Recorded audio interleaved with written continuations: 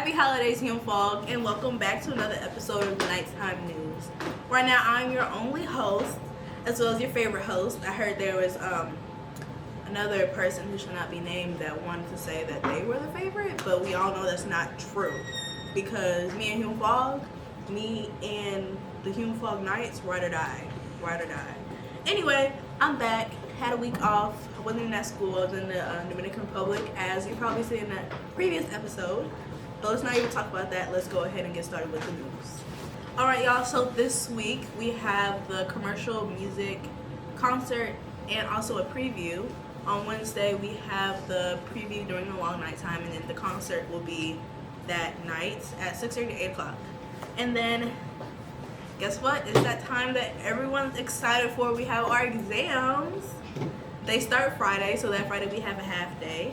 And it's the first and second period, and they end at 11:15.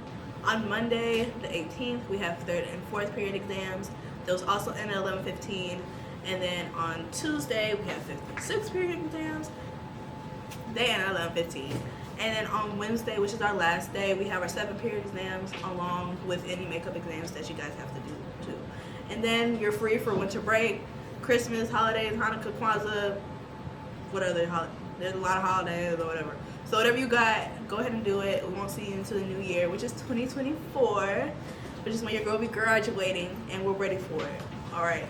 And now to the sports segment with Jack Hayduke and George Esposito. Hey, welcome back to part 2 of the sports section. The school's favorite section, the only reason they tune into this show. I'm George. I'm Jack. All right, so we're starting off with college football playoffs. So who's your pick in the Washington versus Texas game?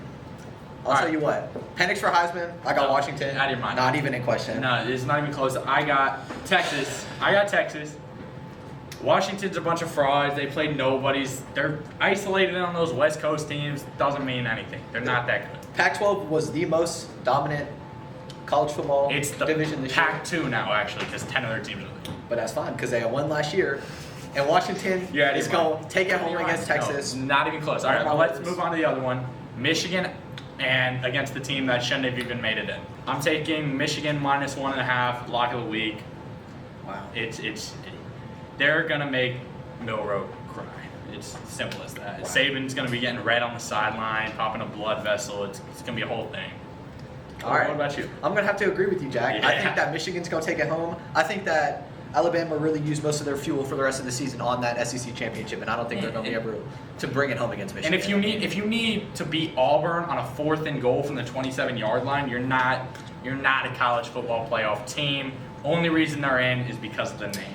Yep, I agree. So we'll move on to NFL and fantasy football. All right. How'd you do this week, George? Because I know we played each other. So I got one game still going on right now. No, I'm talking about in our game when we played each other. How'd you do? So I took the L.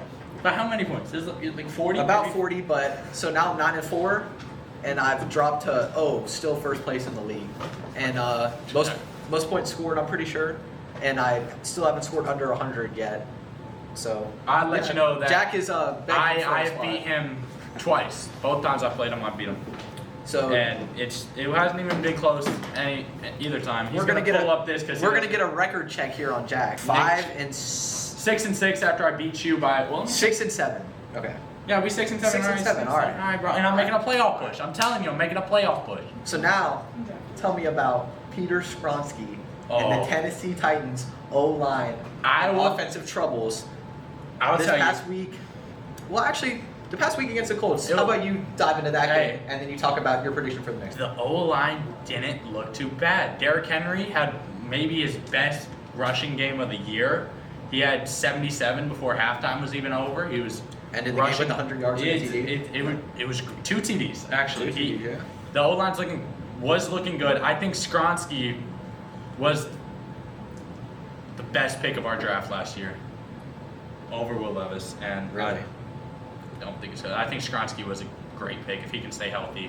But we're just dealing with so many injuries, and it's unbelievable. It's not even fair anymore. We need to fire our strength and conditioning coach ASAP. So what's your plan moving forward if you were Rand Carthon in just the Titans organization right now? What are your steps for success?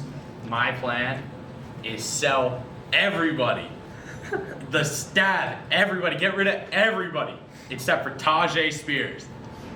That's all we need. And then we grab the first round or first pick over on the draft from the Bears, because they got it from Carolina. And we take USC quarterback Caleb Williams. And Caleb Williams and Tajay Spears can run the league for another 11 years. It won't even be close. It can be 2 against 11 out there and we're winning.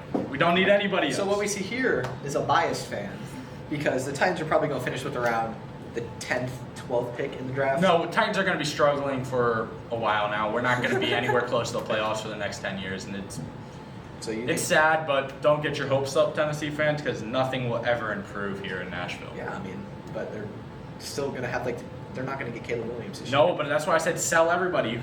The Bears don't need Caleb Williams. They're going to be looking to trade that pick. And if they're looking to trade that pick, we can trade for him. So, yeah, not a lot of... Henry, Danico Autry's done after this year. Big Jeffrey Simmons is done. Who else? Ooh, it's just unbelievable. It's just so depressing. But we can move on to the lock of the week. All right, so my lock of the week. So it's for this current week. Lions. Which is last week for you guys. Yep, Lions at Bears. Lions -2.5. So you're going. It's -3 right now. But we gonna take the Lions -2.5, and we gonna send it home, because they are taking that home by a field goal or more at Chicago, because the Bears suck. I will tell you, my lock of the week is actually going to be in the same game as that. Oh my God! And I'm going to take DJ Moore anytime touchdown scorer at +135. Great odds, great bet. And there's nothing else to do. Obviously, we don't sports bets ourselves. Not old enough, but we would advise our teachers and people of age to lock those Miss in Henry, immediately. Stephon Diggs under whatever his yards are. Okay, something. Buddy. And then Buddy's awful. College basketball, Purdue got upset the other day by Northwestern. It was a rough day, went into overtime, and then so I don't really care about it anymore. Yeah. That's about it. And then Travis Scott concert tonight. Gonna be a blast. I don't think that has anything to do with sports. Oh yeah, it'll be a good time. All right, guys. Cut. See you later. All right, y'all. That's all we have today. This will be the last episode for the year, so I'll see you guys in 2024.